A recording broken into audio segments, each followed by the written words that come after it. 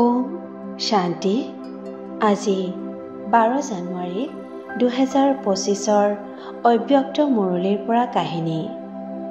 পৰমপিতা পৰমাত্মাক পোৱাৰ পাছত হৰ্ষিতাই মন আৰু বুদ্ধিৰে আনন্দতে নাচি নাচি এক ফৰিস্তাৰ দৰে সকলোৰে লগত মিলা প্ৰীতিৰে থাকে। তেওঁ নগৰতে ভগৱানৰ লগত একাগ্ৰ হৈ থাকে, অৰ্থাৎ তেওঁ যেন ভগৱানৰ লগত খাইছে, উঠিছে, বহিছে বা বিভিন্ন কৰ্মত লিপ্ত হৈছে।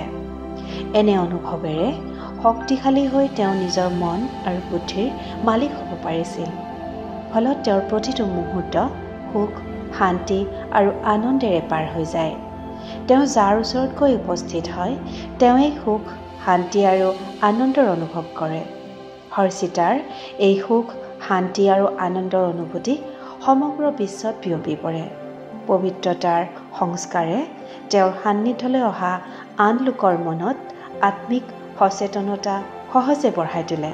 ব্ৰহ্মা বাবাৰ দৰে হৰ্ষিতাৰ সান্নিধ্যয়ো বিশ্বৰ আত্মাসকলক শুভ ভাৱনা আৰু শুভ কামনাৰ প্ৰকম্পন প্ৰদান কৰে। ওম শান্তি।